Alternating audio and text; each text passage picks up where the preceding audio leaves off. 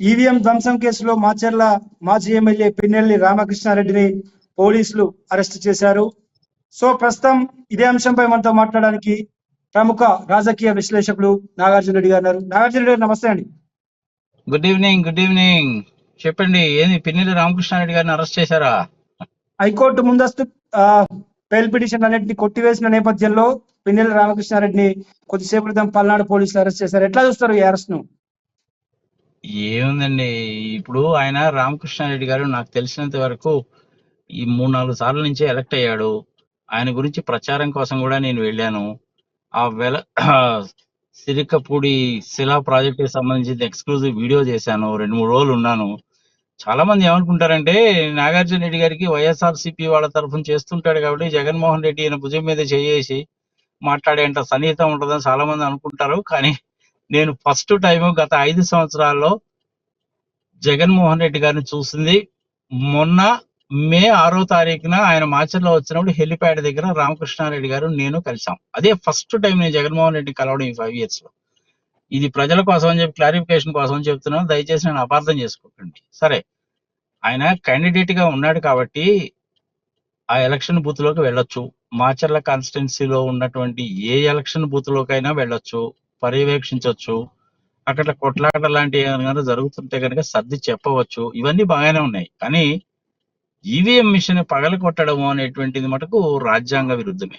అలాంటప్పుడు ఆటోమేటిక్ గా చర్యలు తీసుకుంటారు. ఆ చర్యల కోసం అని చెప్పి ఆయనకి ముందస్తు బెయిల్ అప్లై చేశాడు, ఇచ్చారు. టెంపరీ థింగ్, అది క్యాన్సిల్ చేస్తారు, అరెస్ట్ చేస్తారు, అది మామూలు. కానీ ఈవీఎం ని పగలగొట్టడం అనేది తప్పు కదా. ఆయనకి ఏంటంటే ఆ పర్టికులర్ కాన్స్టిట్యున్సీలో రిగ్గింగ్ జరుగుతుంది అని తెలిస్తే ఆయన చూడడానికి అక్కడికి వెళ్ళాడు, తప్పులేదు, వెళ్ళొచ్చు ఆయన. కానీ ఆ ఈవీఎం ని పగలగొట్టడం అనేది తప్పే కదా.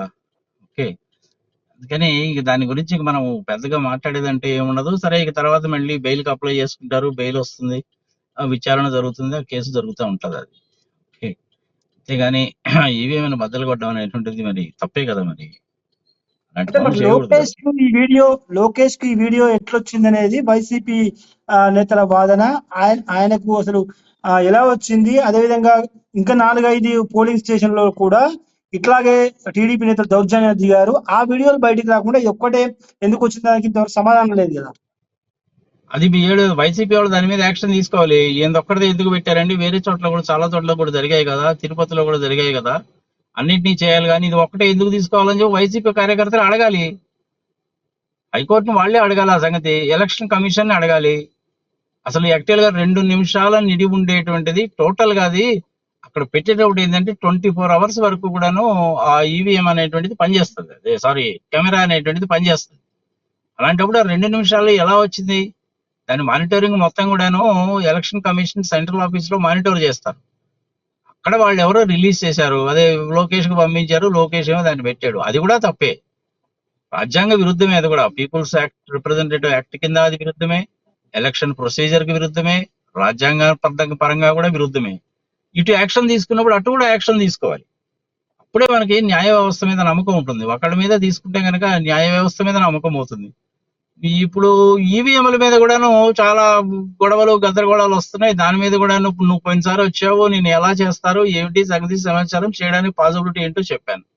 సరే, మళ్ళీ ప్రజలకు ఒకసారి కనుక చెప్పాలి అంటే ఈవీఎంలని హ్యాకింగ్, ట్యాంపరింగ్ అనేటువంటి పదాలు మర్చిపోండి.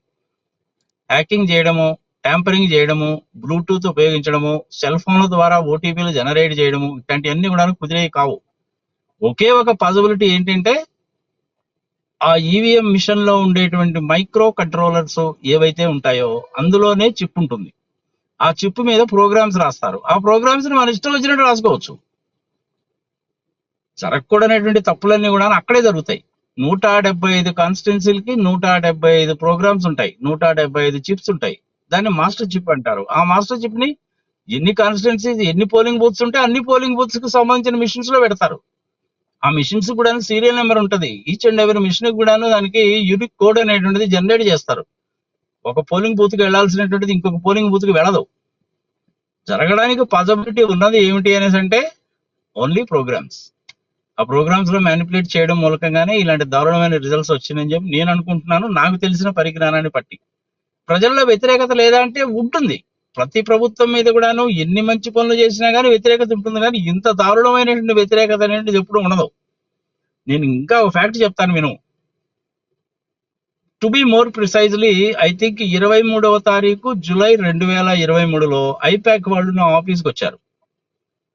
పట్టణ ప్రాంతాల్లో, అంటే ఇది గుంటూరు, విజయవాడ, విశాఖపట్నం, నెల్లూరు, అనంతపురం, తిరుపతి ఇలాంటి ప్రాంతాల్లో మిడిల్ క్లాస్ పీపుల్ ఎవరైతే ఉన్నారో వాళ్ళు వచ్చి ఓట్లు వేస్తారు, కానీ వాళ్ళల్లో వ్యతిరేకతగా ఉంది, ఇది జగన్మోహన్ రెడ్డి గారికి చెప్పండి అని చెప్పాను.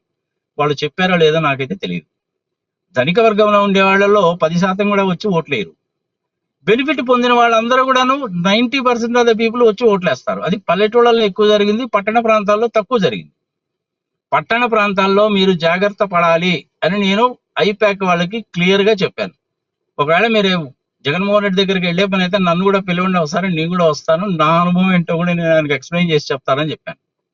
అన్ఫార్చునేట్ ఏంటంటే ఆ జగన్మోహన్ రెడ్డి గారి చుట్టూ ఉండే coterie, the so called coterie అంటారు కదా, వాళ్ళు ఎవరిని కూడాను రానియరు, అభిప్రాయాలని చెప్పనివ్వరు. జగన్మోహన్ రెడ్డి కూడాను 4 సంవత్సరాల దాకా ఎప్పుడూ బయటకు వచ్చి మీటింగ్స్ పెట్టలేదు.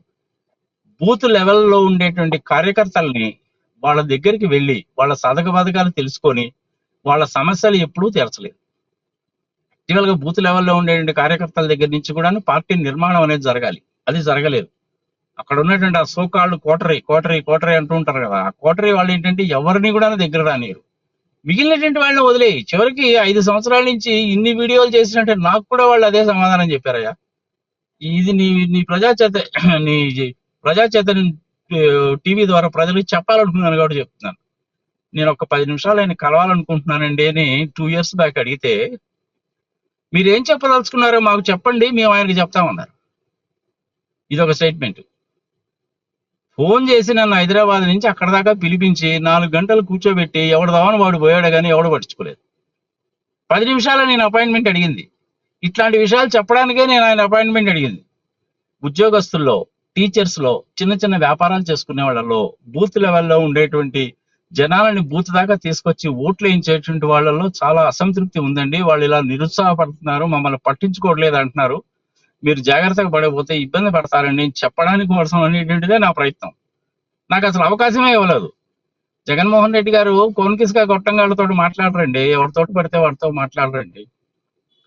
చూడండి ఎంత దారుణమైన స్టేట్మెంట్ ఇచ్చారు. సరే ఇప్పుడు నువ్వు పేర్లు అడగవాక ఎవరు వాళ్ళని, మళ్ళీ బాగుండదు, వాళ్ళలో వాళ్ళు కొట్లాడుకున్నట్టు అవుతుంది, వాళ్ళ కొట్లాటలు పెట్టినట్టు అవుతుంది. జరగకూడదు ఏదో జరిగింది. దీనికి ప్రధానమైనటువంటి కారణం ఏంటంటే ప్రధానంగా 2 కారణాలు. జగన్మోహన్ రెడ్డి గారికి గ్రౌండ్ రియాలిటీస్ చెప్పలేదు. ఎవరిని కూడాను ఆయన కలిసి మాట్లాడడానికి, వాళ్ళ బాధలు చెప్పుకోవడానికి, వాస్తవాలు చెప్పడానికి అవకాశాలు అనేటువంటివి ఇవ్వలేదు. ఇది ఒక పార్ట్ అయితే, ఈవీఎం లో ప్రోగ్రామ్స్ మేనేజ్మెంట్ చేయడం అనేటువంటిది ఇంకొక పార్ట్. అది కూడాను ఆంధ్రప్రదేశ్ లో, ఒరిస్సాలోనే జరిగింది. బీజేపీ వాళ్ళకి 1, 2, 3 ఫేజెస్ లో 284 స్థానాల్లో వాళ్ళకి 100, 120 వస్తాయన్న సంగతి తెలిసిన తర్వాత ఇక్కడ ఆంధ్రప్రదేశ్ లో 25, ఒరిస్సాలోనేమో 21, మొత్తంగాను 46 సీట్లు. ఈ 46 సీట్లలో మాక్సిమం తెచ్చుకోవాలనే ఉద్దేశంతో ఈ 2 రాష్ట్రాల్లోనే చేసినట్టుగా నాకు కనపడతా ఉంది, నాకు తెలిసినంత వరకు. రామకృష్ణారెడ్డి అరెస్ట్ కు సంబంధించి ఎటువంటి శిక్ష పడేటువంటి అవకాశం ఉంది? ఎందుకంటే ఈవీఎం పగలగొట్టినట్టు వీడియో రికార్డు ఉంది కదా. దానికి ఎటువంటి శిక్ష పడుతుంది, ఎన్ని నెలలు పడుతుంది, లేదంటే బెయిల్ ఇచ్చిన తర్వాత ఈ కేసు అనేటువంటి ఎన్ని నెలలు ప్రొలాంగ్ అవుతుంది అనేటువంటిది కోర్టు వాళ్ళు డిసైడ్ చేయాలి, కానీ అది మనం డిసైడ్ చేసేటువంటిది కాదు. అవునండి, చట్టాల ప్రకారము కేసు రాసి ఏంటో చూస్తారు, గతంలో ఎక్కడ జరిగిందో చూస్తారు, దానికి డిఫరెంట్ హైకోర్ట్స్ ఇచ్చిన జడ్జిమెంట్స్ ఏంటో చూస్తారు, చట్టంలో ఏం చెప్పుందో చూస్తారు, పీపుల్ రిప్రజెంటేటివ్ యాక్ట్ లో ఏం చెప్పారో చూస్తారు, ఇండియన్ పీనల్ కోడ్ లో ఏముందో చూస్తారు, భారత రాజ్యాంగంలో ఏముందో చూస్తారు. ఇలాంటి రిలేటెడ్ యాక్ట్స్ అన్నింటిలో కూడా ఏమున్నదో చూసి కానీ జడ్జిమెంట్ ఇవ్వరు. ఆ జడ్జిమెంట్ అనేటువంటిది అంత తొందరగా రాకపోవచ్చు. సరే ఒక 30 రోజుల్లోనో, 40 రోజుల్లోనో, 10 రోజుల్లోనో ఆయనకి బెయిల్ కూడా ఇవ్వచ్చు, బెయిల్ ఇస్తారు. ఇంకా ఇప్పుడు టీడీపీ నేతలు, వైసీపీ నేతల ఇళ్ల మీద కావచ్చు, మాజీ మంత్రులు, మాజీ ఎమ్మెల్యేలు వైసీపీ నేతల ఇళ్ల మీద దాడులు చేశారు. మరి వాళ్ళపై ఎటువంటి కేసులు పోలీసులు నమోదు చేయలేదు? తప్పే కదా అది కూడా. ఈవీఎం బద్దలు కొట్టడం అనేటువంటిది ఎంత తప్పో, దాడులు చేసినప్పుడు వాళ్ళ మీద చర్యలు తీసుకోవడం కూడా అంతే తప్పు. పోలీస్ డిపార్ట్మెంట్ అనేది, ఎలక్షన్ కమిషన్ అనేటువంటిది, కంట్రోలర్ ఆఫ్ ఆడిటర్ జనరల్, వీళ్ళంతా కూడాను స్వతంత్రంగా వ్యవహరించేటువంటి సంస్థలు. ఇర్రెస్పెక్టివ్ ఆఫ్ ద పార్టీస్ వాళ్ళు చర్యలు తీసుకోవాలి. చర్యలు తీసుకోకపోతే డెఫినెట్ గా అది తప్పే. అసలు అయినా కానీ ఇది ఎక్కడ దరిద్రమయ్యా నాకు అర్థం కాదు. అది ఏ పార్టీ అధికారంలోకి వస్తే ఆ పార్టీ వేరే వాళ్ళ మీద ఈ విధంగా దాడులు చేయడము, ఆస్తులు ధ్వంసం చేయడము, ఆ వైఎస్ఆర్సీపీ వాళ్ళ పార్టీ ఆఫీస్ ని ధ్వంసం చేయడము, ఆ పార్టీ ఆఫీస్ కి ప్రతి ఒక్కరికి చోటు ఇచ్చినప్పుడు ఏంటంటే దానికి ఒక జీవో ఉంటుంది, ఆ జీవో ప్రకారమే చోటు ఇస్తారు. అది ఆ చోటు అనేది 33 సంవత్సరాలకి ఇస్తారా, 99 సంవత్సరాలకి ఇస్తారా, లేకపోతే ఎంతో కొంత రేటు ఫిక్స్ చేసి కొనుక్కోమంటారా? దానికి ఒక సపరేట్ జీవోలు ఉంటాయి, గవర్నమెంట్ ఆర్డర్స్ ఉంటాయి, దాని ప్రకారం అన్ని పార్టీలకు ఇస్తారు. ఈవెన్ ఢిల్లీలో అన్ని పార్టీలకు ఇవ్వలేదా? హైదరాబాద్ లో కూడా తెలుగుదేశం పార్టీ వాళ్ళకి ఆఫీస్ ఉంది, కాంగ్రెస్ వాళ్ళకి ఎప్పటి నుంచో ఉంది, మరి టిఆర్ఎస్ వాళ్ళకి ఉంది, కమ్యూనిస్ట్ పార్టీ వాళ్ళకి హిమాయత్ నగర్ లో ఆఫీస్ ఉంది, మార్క్సిస్ట్ పార్టీ వాళ్ళకి మన బర్కత్పురా దగ్గర పార్టీ ఆఫీసులు ఉంది. అందరికి కూడా పార్టీ ఆఫీసులు ఉంటాయి. ఏ పార్టీ ఆఫీస్కి ఎంత ఇవ్వాలి? ఇప్పుడు ఢిల్లీలో కనుక అయినట్టయితే ప్రతి రాష్ట్ర ప్రభుత్వానికి కూడా గెస్ట్ హౌస్లు ఉంటాయి, మనకు ఆంధ్ర భవన్ ఉన్నట్లే. ఏ రాష్ట్ర ప్రభుత్వానికి ఎంత ఇవ్వాలి, ఏ ప్లేస్ లో ఇవ్వాలి అనేటువంటిది అది ప్రభుత్వానికి సంబంధించిన జీవోలు ఉంటాయి, ఆ జీవోల ప్రకారం పోవాలి. అసందర్భ ప్రేరేపణలు చేయడము, పర్సనల్ విషయాల్లో వ్యక్తిగతమైనటువంటి దాడులు చేయడము, వ్యక్తిగతంగా వాళ్ళని విమర్శించడము, ఏ పార్టీ అయినా కావచ్చు కాక, ఇర్రెస్పెక్టివ్ ఆఫ్ ద పార్టీస్, అది వైఎస్ఆర్సీపీ కావచ్చు, టీడీపీ కావచ్చు, భారతీయ జనతా పార్టీ కావచ్చు, కాంగ్రెస్ కావచ్చు, ఎవరైనా సరే వ్యక్తిగత విషయాలను గురించి టచ్ చేయడము అసెంబ్లీలో కానీ బయట కానీ చేయకూడదు. ఇట్లా ఆ పార్టీ తెలుగుదేశం వాళ్ళు అధికారంలో వచ్చిన వైఎస్ఆర్సీపీ వాళ్ళ మీద చేసి, వైఎస్ఆర్సీపీ వాడు రేపు అధికారంలోకి వచ్చి తెలుగుదేశం వాళ్ళ మీద పోతే దీనికి ఇంకా అంతం ఉంటే ఏముంటుంది? ఇది పద్ధతి కాదు. పోలీసు వాళ్ళ మటుకు తప్పకుండా చర్యలు తీసుకోవాల్సిందే. చంద్రబాబు నాయుడు గారు దీంట్లో కొంచెం ఇనిషియేటివ్ తీసుకొని ఆయనే ముందుకు వచ్చి ఇలాంటి దాడులు చేయడం అనేటువంటిది నేను వ్యతిరేకిస్తున్నాను, ఎవరు కూడా ఇలాంటి దాడులు చేయొద్దు అని ఆయనే చెప్పాలి. చెప్పకపోతే ఇంక ఇలాగే జరుగుతూ ఉంటుంది. ఇదేంటంటే కక్షపూరిత రాజకీయాలు అయిపోతాయి. వాళ్ళు చేశారని వీళ్ళు చేసి, వీళ్ళు చేశారని వాళ్ళు చేస్తే చివరికి ప్రజలు ఇబ్బంది పడతారు. నాయకులు బాగానే ఉంటారు కానీ ప్రజలు సంకనాగిపోతారు. వాళ్ళ ఆస్తులు ధ్వంసం అవుతాయి, వాళ్ళ పొలాలు తగలబెడతారు, మిర్చి చేరు తగలబెడతారు, చెరకు తోటలు నరికేస్తారు. ఇది పద్ధతి కాదు కదా. దీని మటుకు సీరియస్ గా అందరూ ఖండించాల్సిందే. ఇది రాజకీయ పార్టీల్లో చేయాల్సిన పనులే కాదు, సామాజిక వర్గాలు చేసేటువంటి పనులు కాదు, సమాజంలోనే మార్పు రావాలి. ఇర్రెస్పెక్టివ్ ఆఫ్ ద పార్టీస్ ఎవరైనా సరే ఇలాంటి చర్యలకు పాల్పడితే మటుకు తప్పకుండా పోలీసు వాళ్ళు మటుకు స్ట్రింజెంట్ యాక్షన్స్ తీసుకోవాలి. కనీసం ఇప్పుడు ఏదో జరిగింది 15 రోజుల నుంచి, ఇక మీద నుంచి అయినా సరే ఆపకపోతే మటుకు చాలా ఇబ్బంది. ఈ ఎన్నికల్లో ఎన్నికల కమిషన్ ఏకపక్షంగా వ్యవహరించింది అనుకోవచ్చా? ఏకపక్షంగా వ్యవహరించిందని చెప్పి మనం ఎట్లా అనుకుంటాం? అది ఏదో ఒకటి ఇన్సిడెన్సెస్ జరిగితే మనం ఆ కంక్లూజన్ వచ్చేస్తే ఎట్లా? ఎలక్షన్ కమిషన్ అనేది ఇండిపెండెంట్. కంప్లైంట్ చేస్తే ఒక్క యాక్షన్ తీసుకోలేదు, టీడీపీ వాళ్ళు కంప్లైంట్ చేసిన ప్రతి దానికి దాదాపు యాక్షన్ తీసుకున్నటువంటి పరిస్థితులు ఉన్నాయి కదా.